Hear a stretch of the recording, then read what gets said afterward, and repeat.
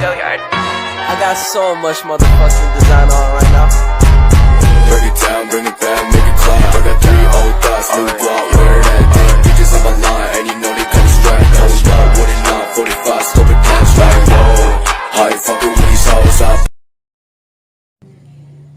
Assalamualaikum warahmatullahi wabarakatuh. Nek, perkenalkan saya Nia Wahyuni, mahasiswa dari STIK SMA Lembau Padang. Ingin mewawancarai Nenek tentang hubungan gaya.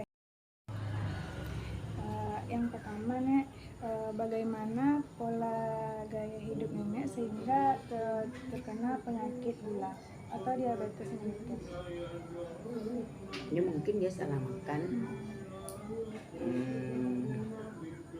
banyak konsumsi yang jeroan, konsumsi yang lemak-lemak. Memang benar itu, karena gula ini nanti dia sejalan itu. Kalau kolesterolnya tinggi, kalau orang yang dapat gula, gulanya tinggi, tensinya juga tinggi, sejalan itu ya. Jadi memang dulunya mungkin dulunya salah atau pola makan yang salah. Tapi kalau ini mungkin juga ada faktor keturunan. Jadi ada faktor keturunan. Baik, yang pertanyaan yang kedua, ada Nenek cek berapa kadar gula Nenek itu? Kadar mulai tahun Agustus 2021 Agustus sampai sekarang mungkin udah 1,5 tahun ini. Cuman semenjak tahu sampai sekarang alhamdulillah nampak terkendali. Ada 150, 160, 120, ada yang 90. Setiap bulan dikontrol ke rumah sakit Ibnu Sina. Berarti tingginya itu berapa kadar gula? Paling tinggi setelah tahu itu 200 lebih gitu. Kan udah tahu Nenek sakit gula, bagaimana pola makan itu? Diatur. Memang diatur. Dulu setahun sudah kena itu makan beras merah. Kalau paginya seril kuat cracker. Jam 11 baru nanti mang diatur satu on. Berarti ditimbang ya? Dulu satu kali aja menimbangnya, nanti udah tahu banyak itu aja dan Yang diatur. Apa dampak atau keluhan Nenek kalau udah datang penyakit gula? Apa? Dampaknya atau keluhan? Gatal-gatal.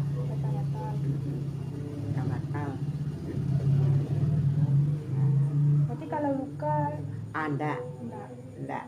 Jadi kalau luka, bagaimanapun luka, tergores begini apa, alhamdulillah enggak ada apa. Insyaallah 3 hari kering enggak ada. Bertemu cepat dengan luka ditunjuk nih kena pisau. Insyaallah dia bertemu juga cepat, enggak ada pernah infeksi, enggak pernah.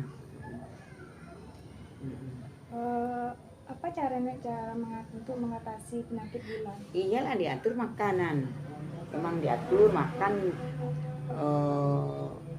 diatur jadwalnya, diatur jumlahnya, diatur gizinya, harus banyak minum susu, protein, sayur, buah harus selalu tiap hari. Sayur, buah harus ada tiap hari. Seperti melakukan aktivitas fisik ada kan? Kalau aktivitas fisik alhamdulillah tidak berkurang sama sekali. Sakit tidak berkurang aktivitas fisiknya, sama aja. Nggak ada, kerja aja dari pagi sampai kerja aja. Baiklah Nenek, itu wawancara dari Nia. Terima kasih Nenek sudah meluangkan waktu untuk wawancara. Assalamualaikum warahmatullahi wabarakatuh. Perkenalkan, saya Nia Wahyuni dari mahasiswa STIK SMA Lembau Padang.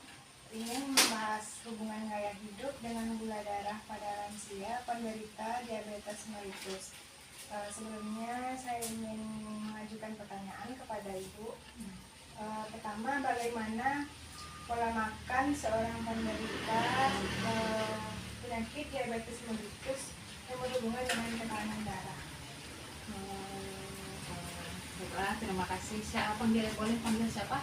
Ya. Nah, mengenai pertanyaannya tentang diabetes mellitus, tentang pola makan.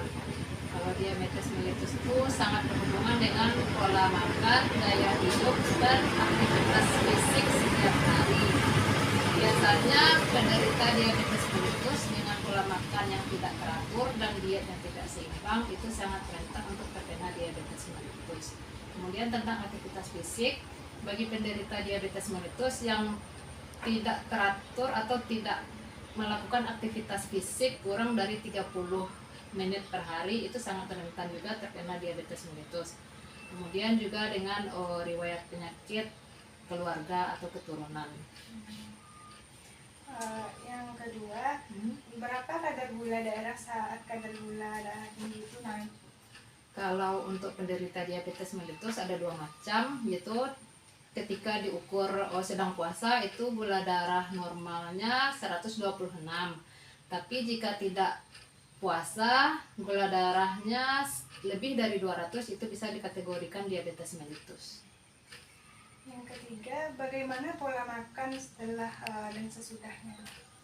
Kalau pola makan penderita diabetes mellitus ya, kalau pola makannya yaitu dengan diet gula yang berhubungan dengan karbohidrat, misalnya seperti nasi, kentang, jagung itu sangat diatur.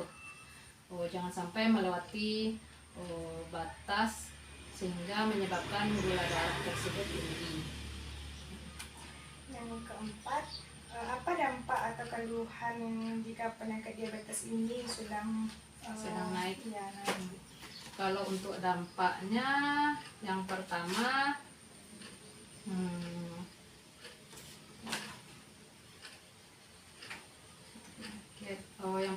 gula darah sewaktu atau tanpa puasanya jika diukur lebih dari 200. Kemudian kalau gula darah puasanya jika diukur lebih dari 126. Kemudian yang dirasakan adalah mengantuk, kemudian cepat lelah. Kemudian jika diukur diukur tekanan darah bisa menyebabkan lebih di atas normal. Itu dampaknya.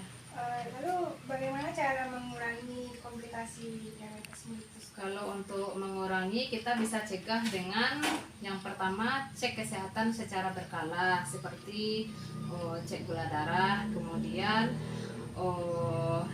rajin olahraga atau aktivitas fisik minimal 30 menit per hari, kemudian diet sehat dengan kalori yang seimbang, kemudian istirahat yang cukup, dan juga kelola stres.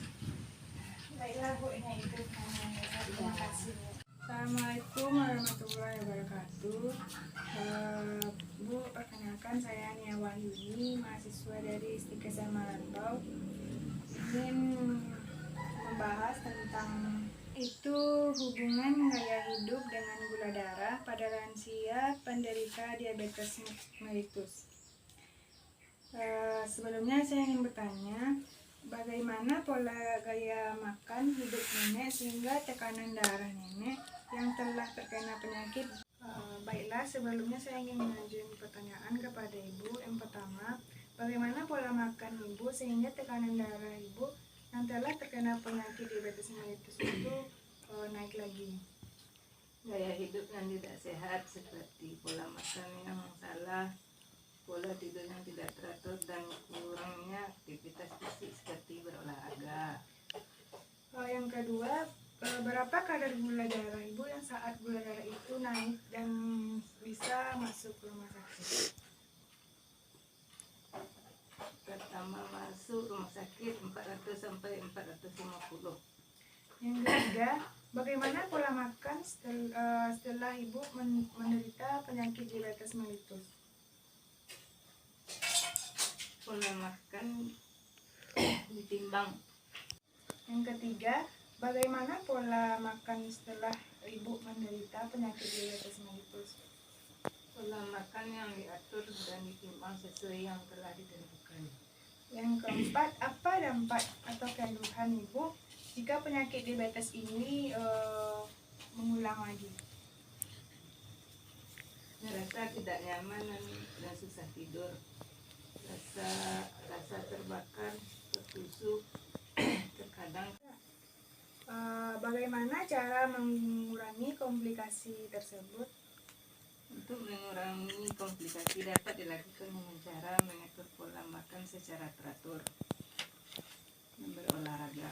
Terkadang usia merupakan faktor risiko seseorang dapat mengalami diabetes mellitus karena mengalami penurunan fungsi tubuh, penyakit gula. Diabetes mellitus ini akan meningkat kasusnya sejalan dengan pertumbuhan usia. Jadi nenek itu pendidikan terakhirnya apa bu? Dan terakhir nenek itu SD atau SMP? SD. Baiklah bu, terima kasih atas waktunya.